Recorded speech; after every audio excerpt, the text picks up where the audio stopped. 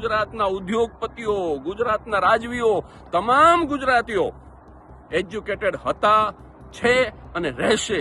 નમસ્કાર દર્શક મિત્રો, હાલમાં 5 રાજ્યો એટલે કે કેરળમ, તમિલનાડુ, પશ્ચિમ બંગાળ, પુદુચેરી અને આસામમાં વિધાનસભાની ચૂંટણીઓ માટે જબરજસ્ત પ્રચાર ચાલી રહ્યો છે. ત્યારે નિવેદનબાજીઓ એક નવી ચરમસીમાએ પહોંચી ચૂકી છે.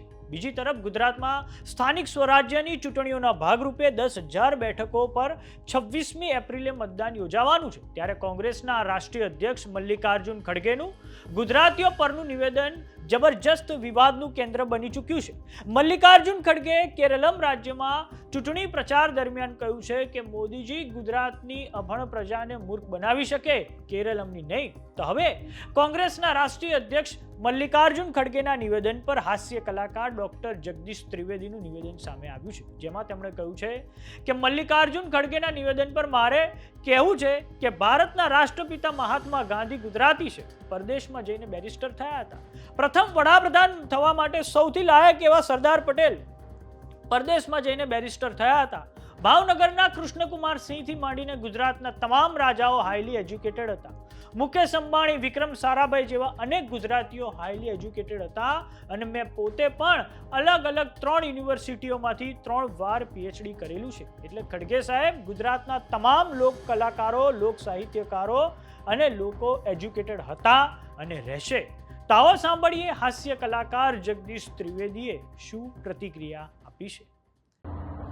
કોંગ્રેસના રાષ્ટ્રીય અધ્યક્ષ મલ્લિકાર્જુન ખડગે સાહેબે હમણાં જાહેરમાં તમામ ગુજરાતીઓને અભણ કીધા, નિરક્ષર કીધા. અને એટલે મારે વિનમ્રતાથી કહેવું છે કે ભારતના રાષ્ટ્રપિતા મહાત્મા ગાંધી ગુજરાતી છે અને એ પરદેશમાં જઈને બેરિસ્ટર થયેલા. પ્રથમ વડાપ્રધાન થવા માટે સૌથી લાયક ઉમેદવાર કોઈ હોય તો એ સવાયા ગુજરાતી સરદાર વલ્લભભાઈ પટેલ હતા અને એ પણ પરદેશમાં જઈને બેરિસ્ટર થયેલા. સરદાર વલ્લભભાઈ પટેલને પોતાના રજવાડાની સૌ પ્રથમ આહુતિ આપનાર ગોહિલવાડના કૃષ્ણકુમાર સિંહજીથી માંડી અને ગુજરાતના તમામ રાજાઓ હાઈલી એજ્યુકેટેડ હતા, પરદેશમાં જઈને ભણેલા હતા. ગુજરાતના ઉદ્યોગપતિ અંબાણી, મુકેશભાઈ અંબાણી એ રિચેસ્ટ એશિયન ઉદ્યોગપતિ છે અને એ પણ કેમિકલ એન્જિનિયર છે. એટલું જ નહીં, આપણા સાયન્ટિસ્ટ ડોક્ટર વિક્રમ સારાભાઈ, ઈસરોના સ્થાપક, એ તો હાઈલી એજ્યુકેટેડ હોય જ. આપણા સાહિત્યકારો ઝવેરચંદ મેઘાણી, પન્નાલાલ સુંદરમ, ઉમાશંકર, તમે જેટલા નામ લ્યો, આ બધા જ અંગ્રેજી કાવ્યોનો ગુજરાતીમાં અનુવાદ કરનાર હાઈલી એજ્યુકેટેડ સાહિત્યકારો હતા. અને અમે લોક કલાકારો, હું તો નાનકડો કલાકાર છું પણ 3 અલગ અલગ યુનિવર્સિટીમાંથી મેં 3 વખત પીએચડી કર્યું છે. એટલે ખડગે સાહેબ ગુજરાતના લોક કલાકારો, સાહિત્યકારો, ગુજરાતના ઉદ્યોગપતિઓ, ગુજરાતના રાજવીઓ, તમામ ગુજરાતીઓ એજ્યુકેટેડ હતા, છે અને રહેશે. અને 2026ની વાત કરું તો 34 જિલ્લાઓમાં આશરે 68 યુનિવર્સિટી ગુજરાતમાં છે. એક જિલ્લા દીઠ 2 યુનિવર્સિટી હોય, એ પ્રજા અભણ કેવી રીતે હોઈ શકે? અને તમે જ્યારે પ્રવચન કરતા હતા ત્યારે સિમ્પલ અંગ્રેજીમાં લખેલું, એમાં કોઈ આંકડાકીય માહિતી નહોતી, ખાલી મોદીની ટીકા જ કરવાની હતી.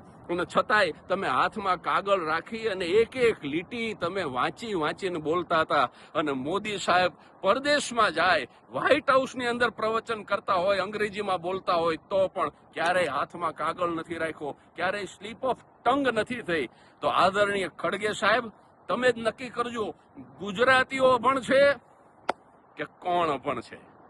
તો સમાચારોમાં અત્યારે બસ આટલું. જોતા રહો જમાવટ. જો તમે અમને યુટ્યુબ પર જોઈ રહ્યા તો સબસ્ક્રાઇબ કરો, જો તમે અમને ફેસબુક પર જોઈ રહ્યા તો ફોલો કરો. સાથે જ અમારી વોટ્સએપ ચેનલ આવી ગઈ છે, જોઈન કરવાનું ના ભૂલતા. નમસ્કાર.